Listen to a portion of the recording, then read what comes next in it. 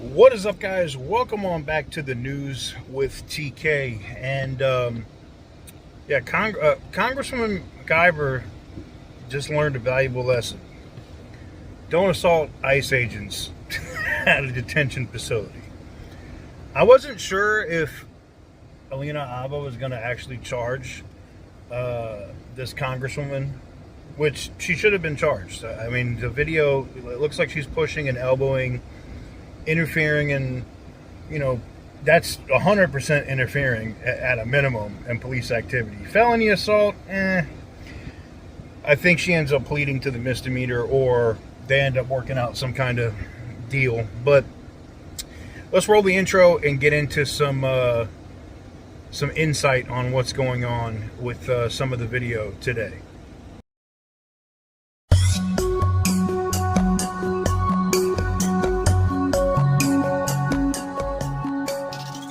Facing federal charges for alleged misconduct toward law enforcement during the chaotic protest outside a New Jersey ICE facility earlier this month. Madeline Rivera is live in Washington with the details. Good morning, Maddie. Good morning. Prosecutors tell our Alexis McAdams that the acting U.S. Attorney for New Jersey, Alina Habba, reviewed several pieces of video from that protest, some of which has not yet even been released to the public. Habba said on X, New Jersey Representative LaMonica McIver assaulted federal agents. So Habba's office is charging her with that, along with interfering with law enforcement. Meantime, they're dropping a misdemeanor charge against Newark Mayor Ras Baraka, who was arrested that day for trespassing. In a statement, McIver says, in part, the charges against me are purely political. They mischaracterize and distort my actions and are meant to criminalize and deter legislative oversight.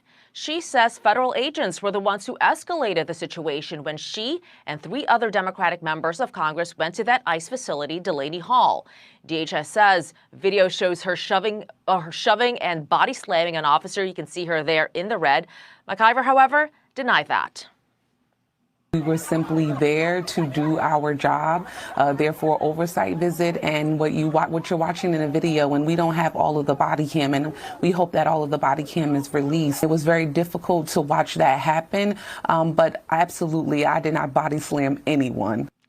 Democratic leadership are furious, accusing the Trump administration of trying to intimidate Congress.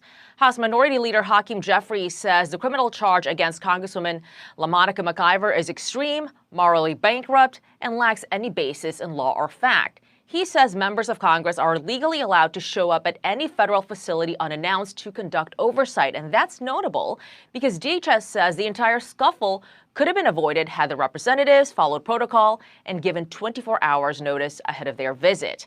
Today, the House Judiciary Subcommittee on Oversight is holding a hearing where they will perhaps talk about some of those protocols along with threats to ICE operations.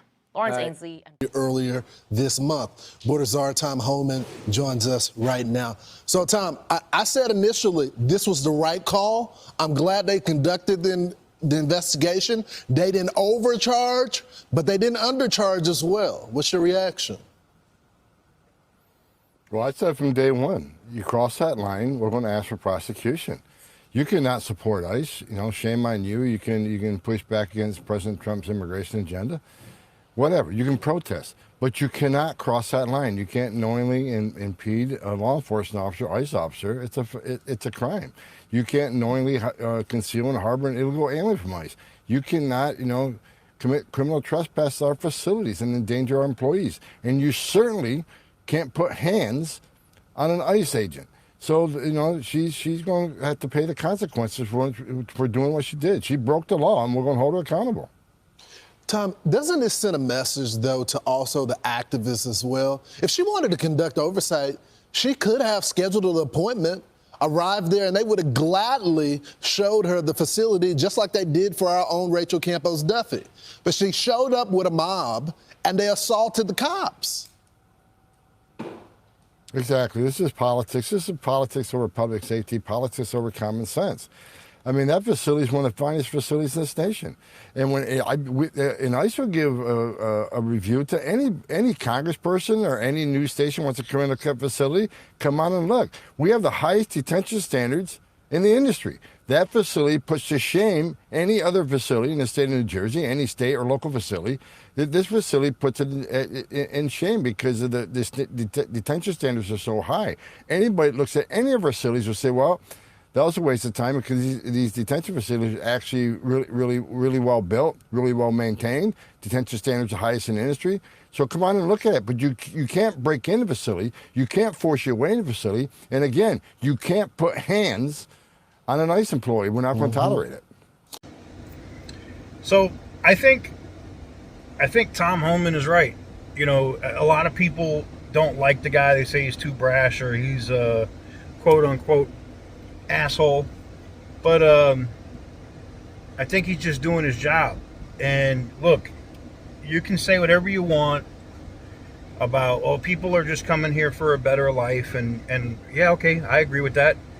You know, my father, my grandparents on the other side of my family, yeah, they came here for a better life from Ireland. But they came here the correct way that was offered at the time. They didn't just show up and was like, yo, I'm just here.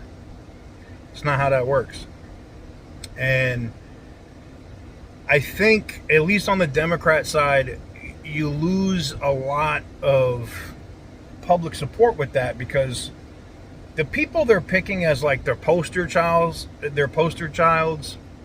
and the people they want to push their movement behind are literally like the worst people. Wife beaters, domestic criminals, MS-13 gang members. It's like a no-win situation. You saw what they did with Abrego Garcia. Like, that dude was the Maryland man. And then they just stopped talking about that dude because they got destroyed. Destroyed over that dude.